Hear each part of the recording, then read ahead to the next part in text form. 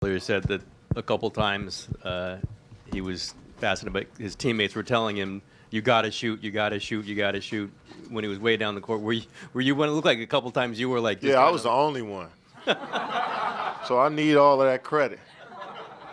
But I mean, he got it going early, and I seen a few times he was trying to look for a pass, but when you got it cooking that way, coach and the rest of the team, we just there to support him at that point, and he did such a great job of just staying aggressive, shooting good shots, not just coming down, shooting heat checks every time. He was getting to the rim, getting fouled, and a professional scorer like that, he's kind of in the zone at that point, and you know exactly where your points need to come from. So it was a joy to be on the same court with that. It was that was sick.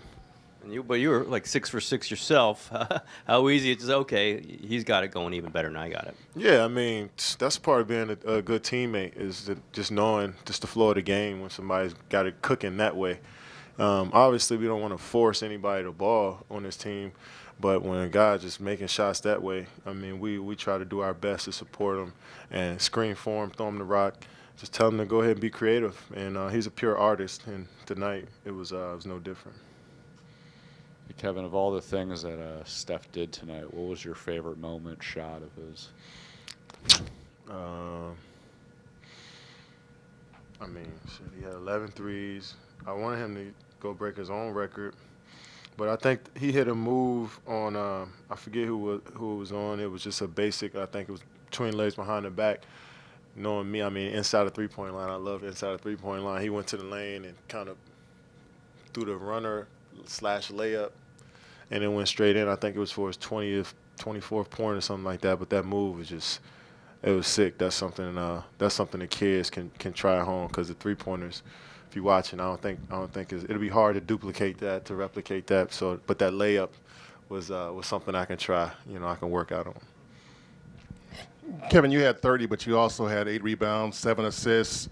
On a night like tonight when Steph's got it cooking, I mean, do you look at your own numbers and go, not bad? And what do you take more pride in, or do you in any specific one of those categories tonight?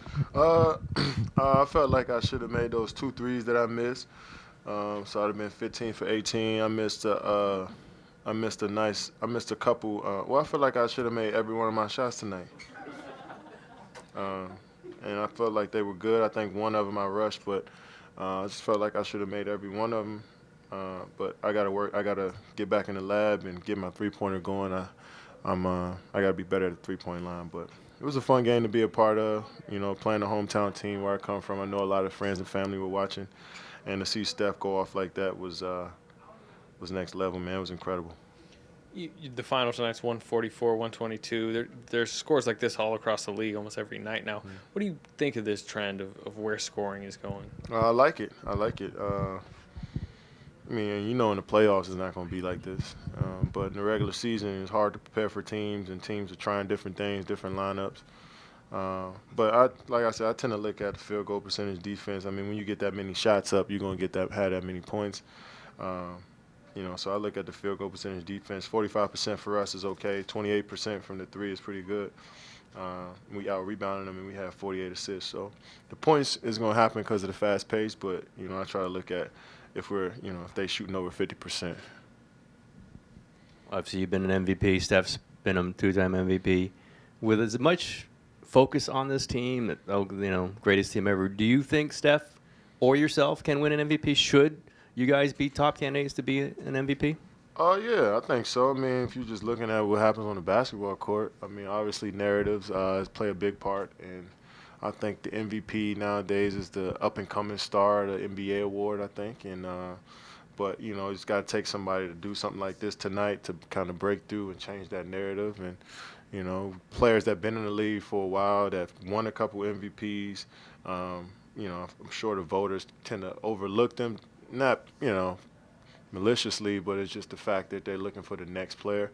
But, you got to wake them up with games like that. And Steph definitely did that tonight. And a lot of players throughout the league, this year I'm sure are going to make, have their moments. But awards are cool if you win. But I don't think anybody in our locker room is really focused too much on it. KD, it's been a great start to the season. What are you guys looking forward to in New York this weekend? Just being in New York City, for one, is always a good place to be.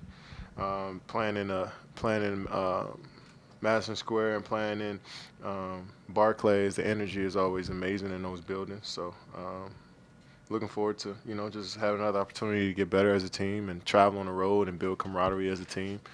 And, hopefully we have a great time. In Chicago as well should be a good game.